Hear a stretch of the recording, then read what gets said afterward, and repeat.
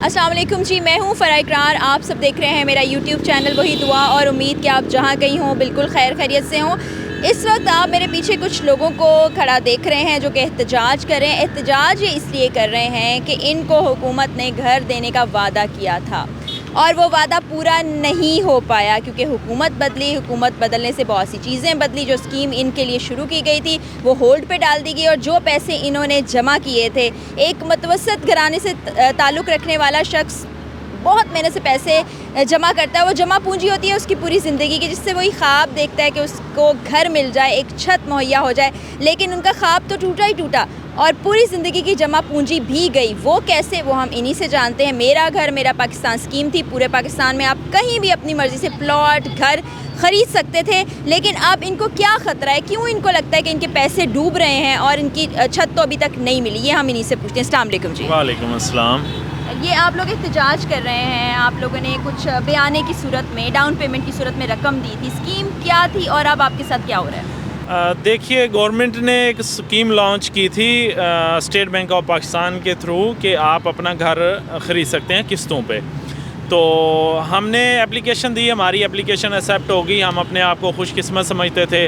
हमने अपनी जमा पूंजी, अपने जेवर, अपना बाइक, अपना सब कुछ बेच के पैसे जमा किए, अपने हिस्से के पैसे जमा किए, और बैंक के कहने पे तमाम डॉक्यूमेंट्स कंप्लीट किए, और बैंक के कहने पे हमने डाउन पेमेंट्स, टोकन मनी या बयाना कर दिया। ठीक है, डाउन पेमेंट कितने % थी? डाउन पेमेंट 15% कम से कम आप कर सकते थे। उससे ज़्यादा अगर आपके पास है तो आप कर सकते थे। बकाया बैंक पे करेगा। मैं आप लोगों को ये बता दूं कि जितनी भी मालियत का प्लॉट, घर, जो जगह थी, उसका 15% पे करना था। जो मकान, घर, प्लॉट ख़रीदने जा रहा था उसको सब्सिडाइज था, हुकूमत की तरफ से कुछ सब्सिडी दी जानी थी। और ये एक तरह से आप समझें कि लोगों ने समझा कि हमारे लिए अच्छा मौका है, और हुआ ये कि अभी वो होल्ड पे, अच्छा होल्ड पे चली गई। अब आप दोबारा भी स्कीम शुरू हो सकती है और आपको आपका घर दोबारा भी मिल सकता है। क्या ऐसा मुमकिन नहीं है? जी, ऐसा हो सकता है। हमारी उम्मीद भी ऐसा होगा, लेकिन मसला ये है कि हमारा जो एग्रीमेंट, जो स्टैम्प पेपर पे एग्रीमेंट हुआ है, जो बैंक ने खुद हमें डायरेक्शन की थी, उसके मुताबिक हमारे पास तो 1-2 हफ़्ते हैं। अगर हम उस हफ्ते, चंद दिनों के दौरान अगर हम अपनी बकाया पेमेंट अब मालिक को या ओनर को नहीं देते तो हमारा तो बयाना डूब गया। आपको वो पैसे नहीं मिलेंगे हमें। और ऊपर से जो documentation, bank fees, lawyer fees, और जो हमने 2-2.5 लाख उस पर ख़र्च किया वो भी गया। तो हमारी तो मतलब परेशानी ये है कि हमारा बयाना भी डूब गया और हमसे हमारे घर का ख्वाब भी छीन लिया गया। भी नहीं मिल रहा, और आपने जो रकम अदा की वो भी आपको नहीं मिलने वाली। कुछ लोगों को मिले भी घर, प्लॉट वगैरह? जी बिल्कुल मिले। मेरे अपने क्लोज़ रिलेशन के अंदर जो है 5 लोग ऐसे हैं, मेरे दोस्त हैं, जिनको जो है घर मिला है। उन्होंने इस स्कीम से अवेल किया है। और जहाँ तक आपका एक सवाल था कि जी ये रीस्टोर हो जाएगी तो इसका कोई बेनिफिट, रीस्टोर जब होगी तब होगी।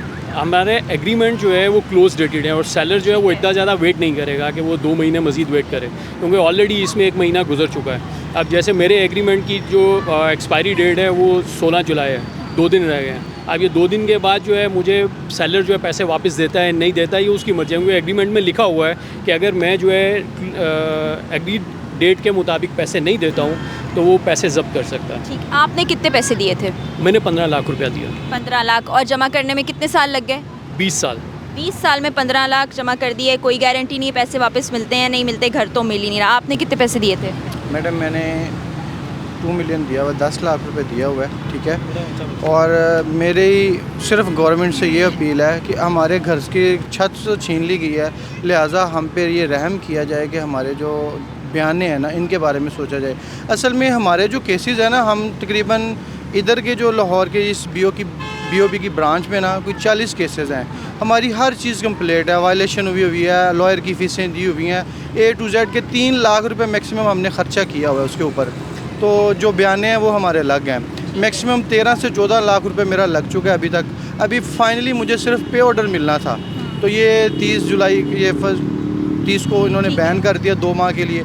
अगर ये बैन किया, ये स्टार्ट होगी तो नहीं होगी वो तो हमें नहीं पता, लेकिन मुझे सिर्फ इस चीज़ की टेंशन है। लास्ट 25 जुलाई को मैंने अपने ओनर से बात की है, जिससे मैंने घर परचेज़ किया है, लेकिन उन्होंने कहा कि 25 जुलाई इसके बाद अगर आप मुझे पेमेंट नहीं देंगे तो मैं आपको हरगिज़ बयाना वापस नहीं करूँगा। तो लिहाजा कि मेरे बयाने के बारे में कुछ सोचा जाए, हमारे बारे में हम पे कुछ रहम किया जाए।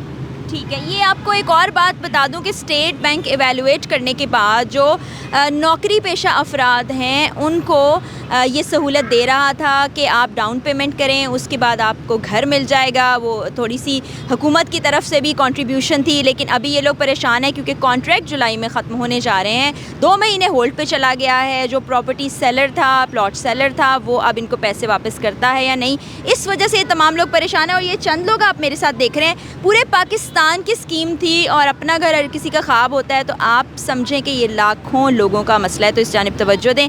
आपने कितनी रकम अदा की थी मेरे भाई? मेरा 8 लाख रुपया जो बयानी की शक्ल में जा चुका है। और अब देखें कि एक सैलरी पर्सन अपनी ज़िंदगी गुजारता है कैसे, पूरा महीना कैसे गुजारता है। बच्चों की फ़ीसें देनी है, घर का किराया देना है, बिजली के बिल देने हैं। आपको पता है कि महंगाई का दौर है और एट द एंड हम कोशिश करके अगर 5 से 10 हज़ार रुपये सेव करते हैं, उसको हम पाई करके जमा करते जाते हैं, तो 8 लाख इकट्ठा करने में कितने साल लग जाते हैं। और फिर भी अगर 8 लाख नहीं पूरा आ रहा, किसी यार दोस्त से पकड़ा, किसी रिश्तेदार से पकड़ा और वो पैसे इकट्ठे करके जो हमारे हिस्से के थे हमने वो बैंक में दिए, वो उसका कॉन्ट्रैक्ट किया, एग्रीमेंट किया, जो जिसकी क्लोजिंग डेट है।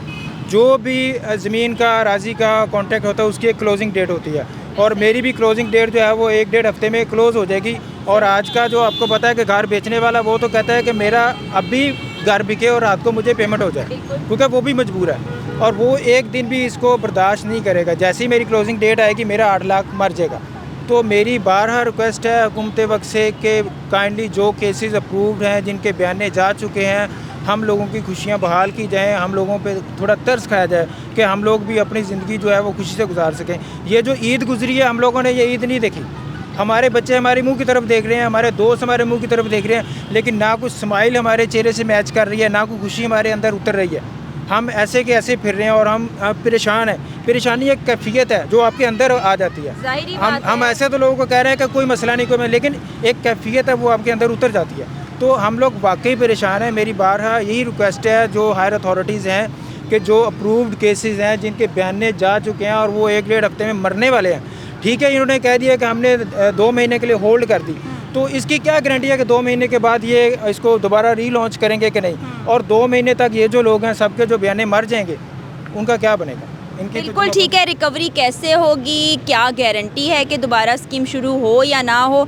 इन लोगों ने जो अपनी जमा पूंजी सारी इस घर के ख्वाब पे लगा दी है, उसका क्या बनेगा? ये लोग उसको लेकर परेशान है। स्टेट बैंक बंगला खरीदने नहीं जा रहे, हम 2-2 ढाई-ढाई मरले के घर खरीद रहे हैं अपने बच्चों के लिए। कोई बंगला नहीं है, कोई 10 मरले कनाल 2 कनाल का घर नहीं खरीद रहे।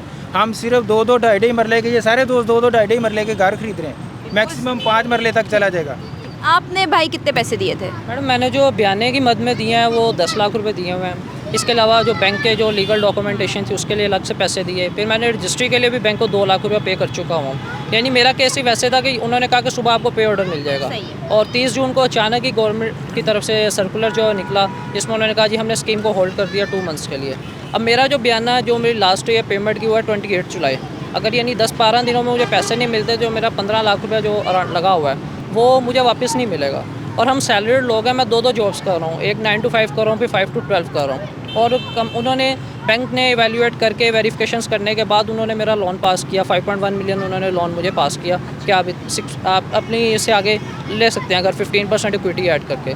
तो मैंने 6.5 मिलियन में घर परचेज़ किया, जिसका मैंने बयाना भी दे दिया। अब हम 2 जॉब्स करके इतनी मुश्किल से पैसा इकट्ठे कर रहे थे अपने लिए, अपनी सेविंग्स कर रहे थे कि हम अपना घर लेंगे। और गवर्नमेंट ने एक अच्छी स्कीम लॉन्च की थी, इमरान खान साहब के दौर में की स्कीम लॉन्च हुई, और ये एक अच्छी स्कीम थी जिसकी वजह से जो किराएदार लोग हैं जिनके पास अपना घर नहीं है, वो लोग अपना घर आराम से बना सकते थे। और हमें उम्मीद भी थी कि हमें मिलेगा, और हम खुशकिस्मत भी अपने आप को समझते थे कि हमारे केसेस अप्रूव हुए हैं। लेकिन अचानक ही जब ये सर्कुलर आया तो हमारे लिए तो बहुत बड़ी प्रॉब्लम हो गया कि हमारी जितनी सेविंग्स थी हमारे पास वो सारी वेस्ट में जाती हुई नज़र आ रही है। ये देखें, इन सब भाइयों ने सेविंग्स जमा करके डाउन पेमेंट अदा की कि लोन मिल जाएगा, फिर लोन को ये किस्तों में वापस करेंगे। थोड़ी सी सहूलत मैंने आपको बताया कि स्टेट बैंक ने देनी थी, हुकूमत की जानिब से जो सब्सिडी इनको मिलनी थी।